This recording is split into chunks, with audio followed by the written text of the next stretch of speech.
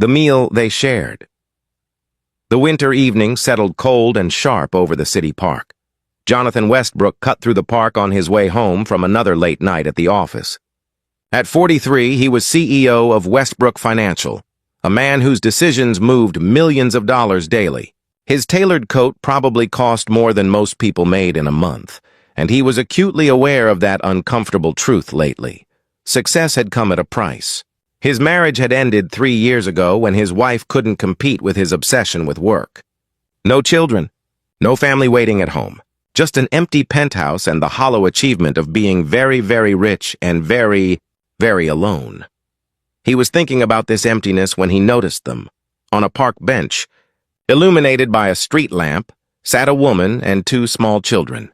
The woman appeared to be in her late 20s, wearing a thin coat inadequate for the weather. The children, a girl about 6 and a boy perhaps 4, huddled close to her for warmth. All 3 wore clothes that had seen better days. What stopped Jonathan wasn't their appearance. It was what the woman was doing. She held a single sandwich wrapped in deli paper. As Jonathan watched, she carefully divided it into 3 portions. Not equal portions. She gave each child a larger piece while keeping the smallest for herself. "But Mama, you need to eat too," the little girl protested.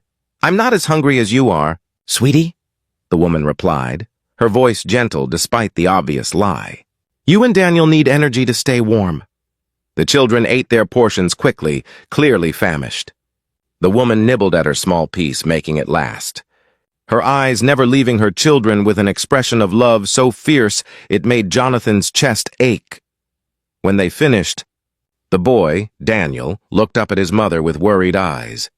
"Are we going to Grandma's house now?" "It's getting really cold. Soon, baby. The bus comes in an hour. We'll wait in the library until then to stay warm."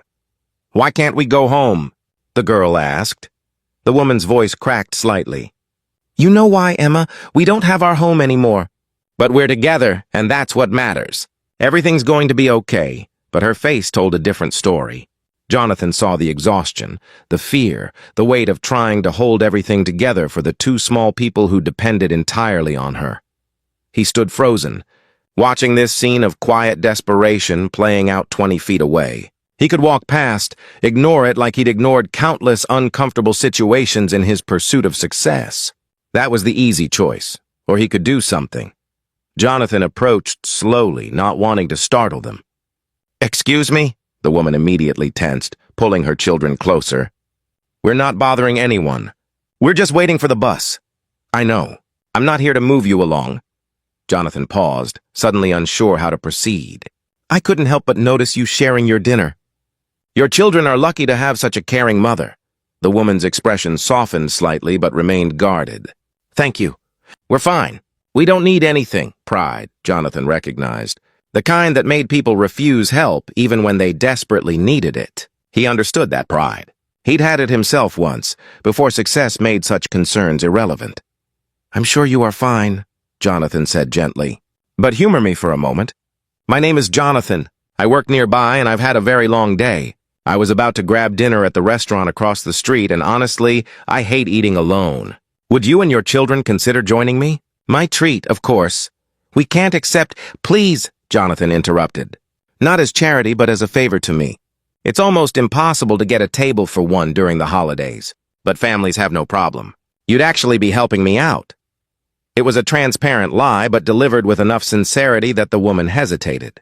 Her children looked up at her hopefully, and Jonathan saw the moment her need to feed them overcame her pride. "Just dinner," she said firmly.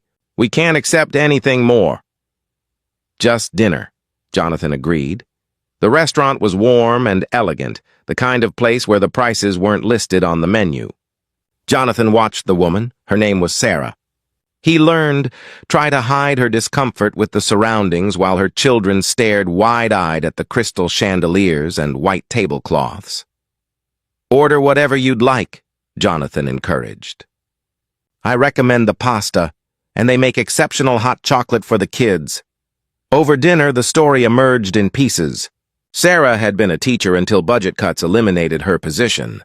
Her husband had died 2 years ago in a construction accident, leaving her with 2 children and modest life insurance that ran out too quickly. Medical bills from Daniel's childhood asthma ate through her savings. She'd fallen behind on rent and been evicted that very morning. "We're going to my mother's house upstate," Sarah explained, watching her children devour their meals with obvious relief. "She doesn't have much room, but she said we can stay until I find work. I have interviews lined up at schools in her district. It's going to be okay." But her voice wavered, betraying the fear beneath her brave words. Jonathan excused himself partway through the meal, ostensibly to make a phone call. In reality, he spoke quietly with the restaurant manager and made several other calls, his mind working through a plan. When he returned, Emma was showing him a drawing she'd made on the paper placemat. "It's our family," she explained. "Mama, me, Daniel, and Daddy watching from heaven." Jonathan's throat tightened. "It's beautiful. Your daddy would be very proud of you both." "Mama says Daddy sends us guardian angels when we need help," Daniel added seriously. "Maybe you're one of our guardian angels." Sarah looked mortified. "Daniel, that's not—" "Maybe I am," Jonathan said softly, surprising himself. "Maybe we're all meant to be guardian angels for each other, and most of us just forget to do it."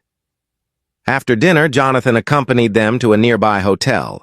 Sarah protested, but he was gentle and insistent. "The bus to your mother's doesn't leave until tomorrow morning anyway," he reasoned. "At least let your children sleep in a warm bed tonight. Please, it would give me peace of mind." The hotel was one Jonathan's company owned. He'd already arranged everything with the manager. A comfortable suite, warm beds, food for breakfast.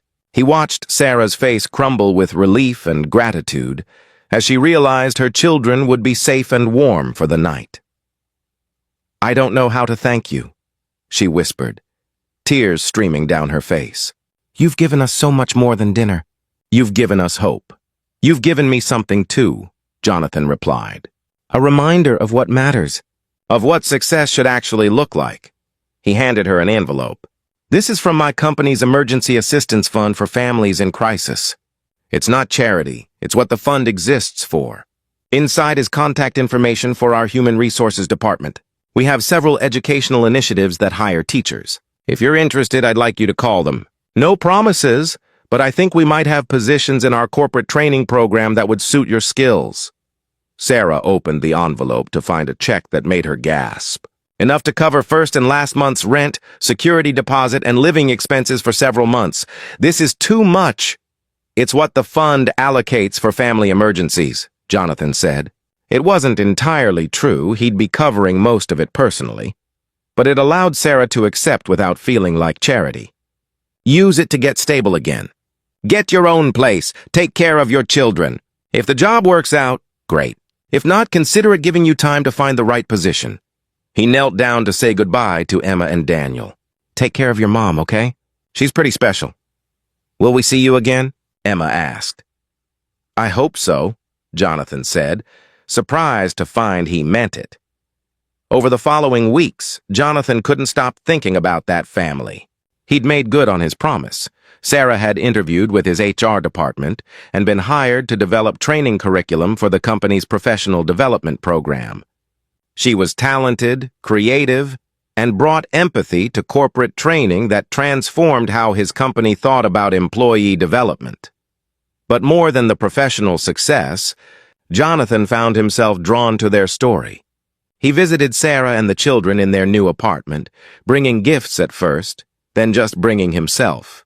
He played games with Emma and Daniel, listened to Sarah's dreams of creating better educational programs, and slowly became part of their lives. On Christmas Eve, 6 months after that snowy evening in the park, Jonathan found himself at Sarah's apartment for dinner. Nothing fancy, just a simple meal. But around that table, with 2 children laughing and a woman who'd learned to smile again, Jonathan felt something he'd been missing. Home, family, purpose beyond profit. "I've been thinking," Sarah said after the children had gone to bed, "about what you said that first night. About being guardian angels for each other. I think you've been ours. But I also think we've been yours. Because you've changed too. You smile now. You seem lighter somehow." Jonathan nodded. "You've taught me something I'd forgotten. That success isn't measured in dollars or deals. It's measured in moments like this, in the privilege of being part of something real." He pulled out a small box, his hands trembling slightly. I know this is fast. I know you've been through so much. But I also know that life is short and precious. And when you find people who make you want to be better, you don't let them go.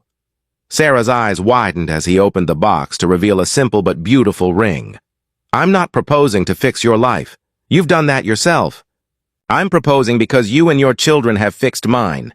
Because that night in the park, watching you divide a sandwich with such love, I saw what I'd been missing my entire life. Not someone who needs my money, but people who need my presence, my love, my commitment to being more than just successful.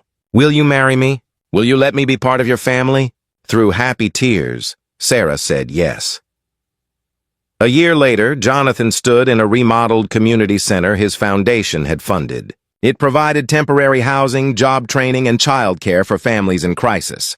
Sarah had helped design the programs, drawing from her own experience to create support that actually addressed real needs. Emma and Daniel, now officially his children through adoption, stood beside him as they cut the ribbon opening the center. The facility would help hundreds of families avoid the desperation Sarah had once faced. Daddy, Emma said. She'd started calling him that 6 months ago, and it still made his heart swell. Mama says you saw us in the park because you were meant to. That we all needed each other. Your mama's very wise, Jonathan replied. I thought I was successful before, but I was just wealthy. Success is this: building something that matters, having people who matter, being present for the moments that count.